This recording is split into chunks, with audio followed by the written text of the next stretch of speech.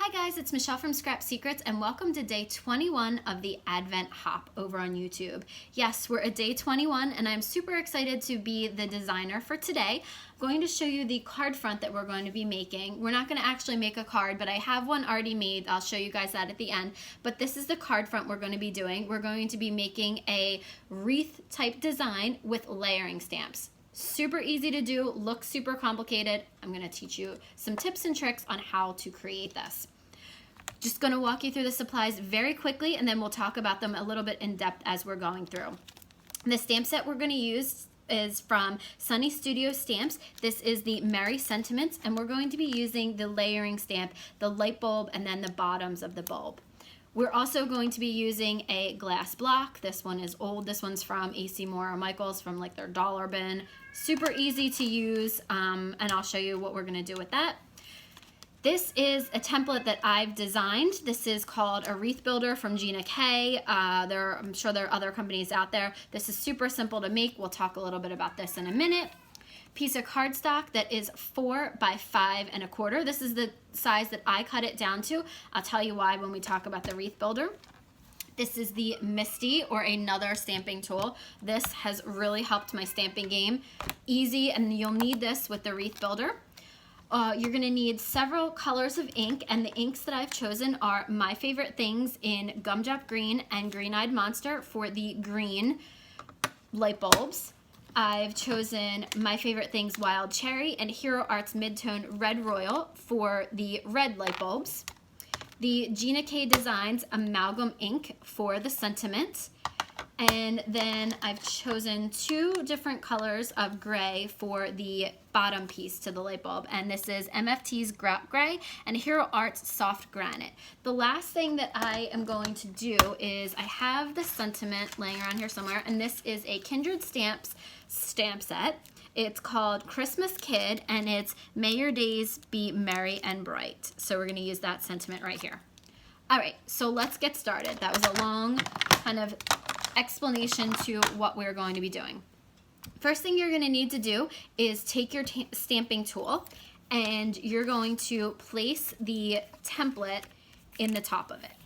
Now I use magnets to hold mine down and we're going to be shifting the magnets depending on where the paper is. So for right now, this is what we're going to do. We're just going to line this up.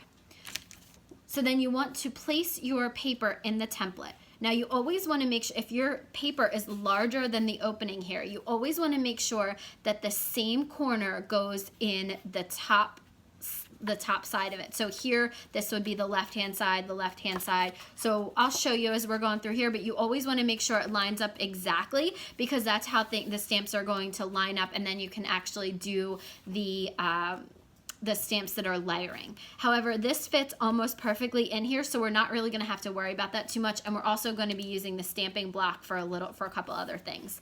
So I want to make sure that my paper is down nice and secure on here. And then you're going to take, when you do layering stamps, you always want to take the most solid image first. So that would be this piece right here. So this is going to layer on top of that, but see how there's this place in here that's blank? That means that nothing is going to stamp on this. So you want the most solid color first for the lightest color.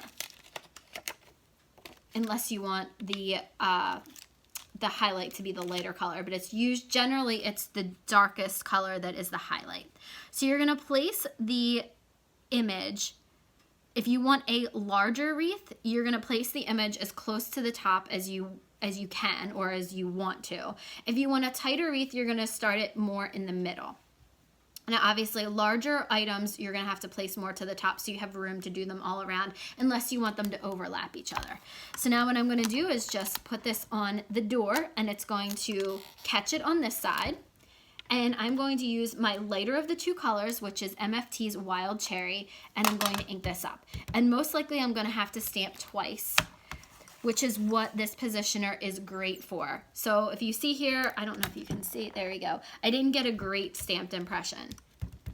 So I'm going to ink this up and do a second one. Now, if you wanted to do all red light bulbs around and no green in between, what you would do is you would turn it like a quarter turn so it's on the side. Now you would want to make sure this is the left top corner that we lined up. You want to make sure you line that same corner up every single time. So if that's what we were doing, then I would line it up there. But we're not going to do that. We're actually going to do every other one. So what you're going to want to do are the even squares. So you would do this way and then this way. So if that makes sense, it's the whole, so if you could make these templates with square dies. So if you did that, it would be every point that your first die would go into. And again, if you guys want me to do a tutorial on how to create this, I can, and then maybe that will make a little bit more sense. But I think as we go through this, you'll start to see the pattern emerge.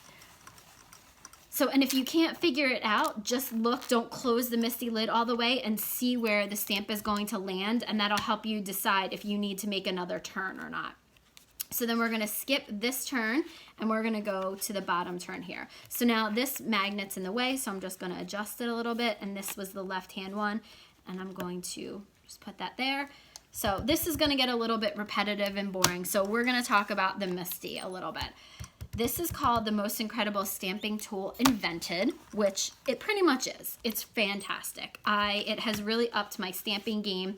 If you guys are stampers and you have not used this yet, I think you really should try it out because it is phenomenal. So it allows you to stamp the same image multiple times in the same spot. It also helps you a lot when you're doing things like this, or you're doing multiples of cards and you're just doing maybe one image and you want to do it in the same spot every time. It will help you because then all you have to do is stick your paper in the same spot and you're going to be able to get that same image in the same spot every time. It really, really helps with creating multiples of cards. I found that to be one of the best things. So now I'm going to cap this ink off, and then we're going to use the lighter shade, the Gumdrop Green. But before we do that, I want to take a scrap of, this is not a scrap of cardstock, I'm trying to find a scrap of cardstock, and just kind of put this over just to make sure that all of the red was taken off so that I don't get any, and there's no red there. So I didn't want any green to transfer. So now we started off here, so what we're gonna do is do that quarter turn here. So now if you didn't know what to do, you could turn it and find out and do this and say, okay, well that goes right in between the two reds that I have, so I've lined things up properly. So we're gonna do the exact same thing that we did with the red. We're gonna ink it up probably twice because this green is lighter and it doesn't give a great stamped impression the first time. Now these inks are dye-based inks, so it takes them a little while to dry back to a solid color. If you can start to see the red ones are dried back to like a darker red.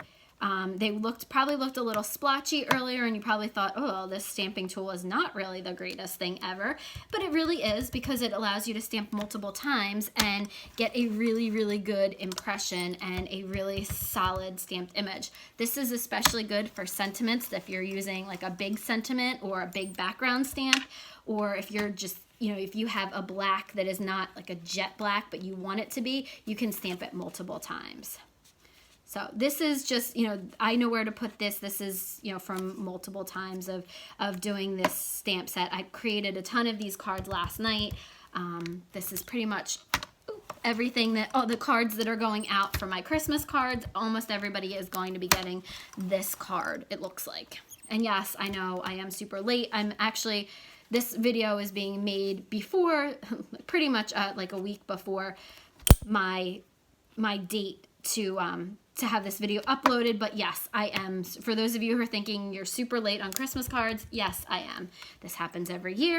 I don't know why I do this, but I always wait until the last minute to do it. Okay, so now we have our completed circle of the light bulbs.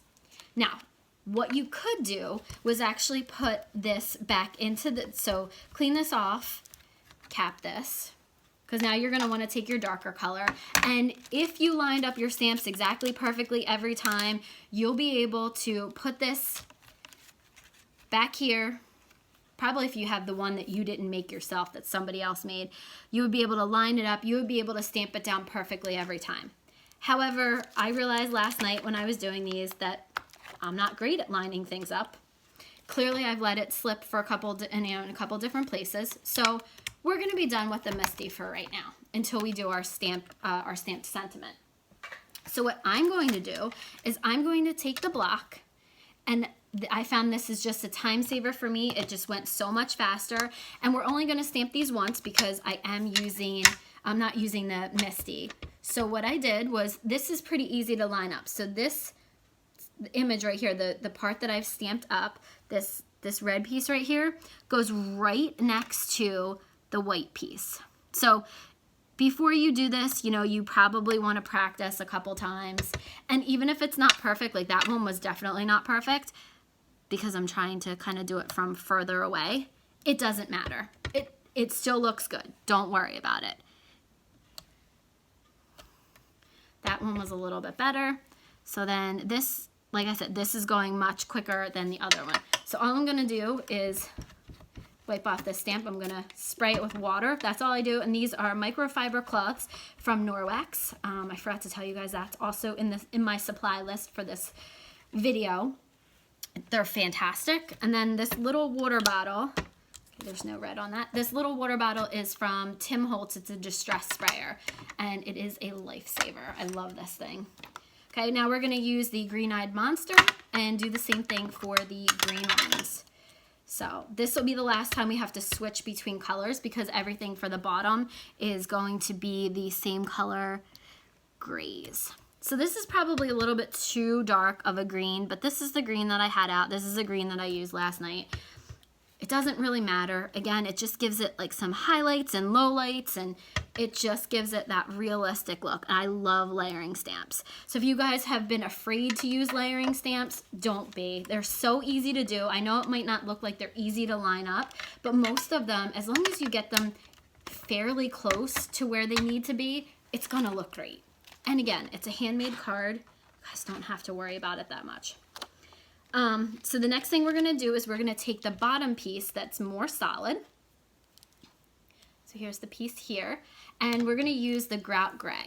Now this is such a light color. You can use the MISTI with this one, but again, I found that once I did that, I didn't line them up perfectly. So this was so much easier, it was just to stamp. And the trick to lining these up to make them look like they're just right is go over just a teeny tiny bit of the very bottom to make sure that there's no gap between this and the other one. Since this is such a light color, it's not gonna go over, you're not gonna see it.